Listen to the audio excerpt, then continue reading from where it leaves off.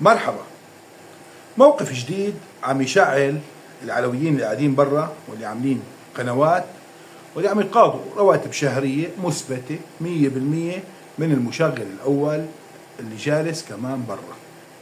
طبعا في أكثر من مشغل، ولكن هناك المشغل الرئيسي رجل الأعمال الشهير الذي ما زال يفكر بحكم الوطن العربي من المحيط إلى الخليج، رجل الأعمال الهارب.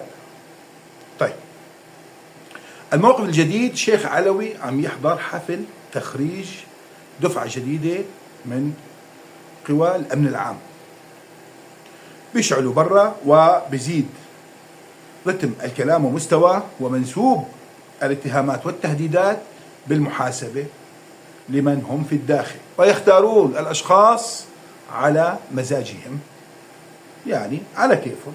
هاد بيتعامل بس صاحبنا، هاد ما بيتعامل ولكن ما نصاحبنا ومزعج، يلا نعتبره عم يتعامل مشان نحاسبه. وبكل الأحوال قبل ما بلش بالتفاصيل رح ذكر انتو يلي برا عم تحكوا بمنطق حرب، انه الدنيا حرب.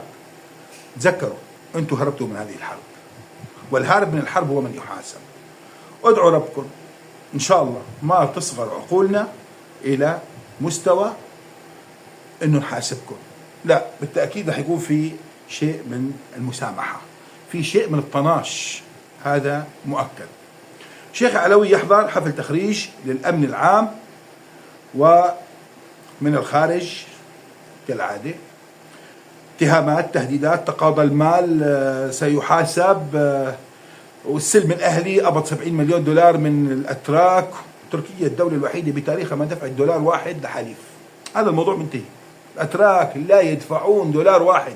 يعني مثلا بدك تكذب كذبة شكل يعني لو قيل بين قوسين، يعني تركيا طلبت من قطر والله اعطيهم 70 مليون دولار لهذول، يعني مبلوعة على الأقل تتصدق بسياق كذبة منظمة.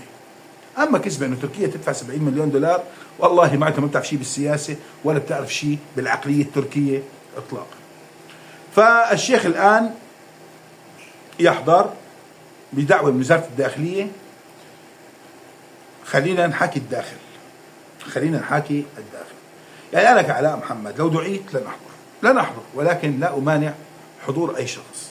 من هم في الأرض، من هم في الحرب كما يسمونها، هذول اللي قاعدين برا، يعني هم من يحدد آلية الحركة، التعامل أو عدم التعامل، هم من يقدر الموقف. مثل الحرب تماما. الجندي في المعركة هو عندما يعني تستعر الحرب لا يعود ينتظر تعليمات، قد لا تصل المعلومات أو الأوامر، وقد لا يستطيع طلب يعني إذن بكذا. هو من يقدر، وهو من قد يفاوض في المعركة في الحرب وعلى الخطوط الساخنة، وهو من قد يرمي سلاحه ويستسلم، وهو من قد ينتحر، وهو من قد ينسحب، وهو من قد يستمر. هذا الشيء يعود لمن هو على الأرض. من هم في الداخل هم على الأرض. هذا الشيخ الذي حضر، تقديراته أنه يجب أن يحضر، حضر، الموضوع منتهي. الكلاب المسعورة المنتشرة على القنوات في الخارج المأجورة حرفيا، بعضهم علوي وبعضهم يعني شوي عم يربط علاقات قوية جدا مع العلويين، وعم يحكي باسمهم، وصاير عم بيظهر بمظهر الملكي أكثر من الملك نفسه، وبلغة ساذجة وتافهة وهابطة وحقيرة ومنحطة كوجهه تماما وكمنطقه تماما. يعني أنا من أي زريبة جايبينه لهذا أنا ما بعرف. طبعا راح أذكره مو هلا إن شاء الله بث مباشر اليوم. من أي زريبة بقر جاي أنا ما بعرف. وعم بيخاطب مين عم بيخاطب الطائفة العلوية بلغة سوقية، بحيث عم يدافع عنه. طول بالك لك ابن الحرام، عم تخاطب الطائفة التي محت الأمية منذ عشرات السنين، عم تخاطب الطائفة اللي بتعتبر شهادة البكالوريا محو أمية، عم تخاطب طائفة يعني معه بكالوريا بيضحكوا عليه، عم تخاطبها بلغة قديش وما قديش وكذا. انت منين جاي تنطق باسم هذه الطائفة؟ هو طبعا سني، ولكن يعني قدر يلعب لعبة على البعض، النسبة الصغيرة من يعني العقول المحدودة لدى الطائفة. موجود مثل ما بنقول الطائفة مستوى عالي، وأيضا فيها نسبة من المستويات الفكرية يعني المتدنية أو المتوسطة وما دون، وتهديدات وما إلى هنالك. بكل الأحوال لست أدافع عن الشيخ، ولو دعيت قد أحضر وقد لا أحضر، ما أنا مشكلة، أنا من يحدد وظروفي من تحدد، ودائما وأبدا أدرس المنافع التي ستأتي على الطائفة إذا حضرت، الأضرار التي قد تأتي على الطائفة إذا لم أحضر، على قريتي، على ضيعتي، على محيطي، ربما على عائلتي، ربما علي أنا شخصيا. نحن من يحدد. أما قاعد برا، خليك برا، خليك برا، وبنوعدك مهما حصل رح تضل برا. حتى لو صارت اللامركزية، لو صارت الفيدرالية، رح تضل برا. كون على ثقة بذلك. والله ما بيحميك وبيجعلك تتسيد مثل ما أنت مفكر إلا التقسيم، والتقسيم خسئت.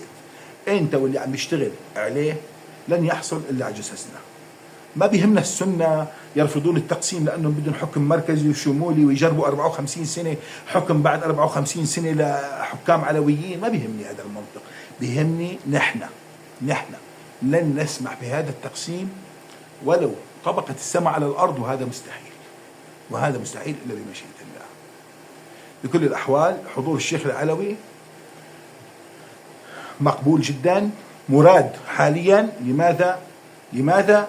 لأن قوة أمنية علوية ستتشكل قريبا، وأمن عام علوي حصرا سيشكل قريبا بكل تأكيد. هذا الكلام ومن معلومات ومنطق أكبر من المعلومة يعني سيشكل.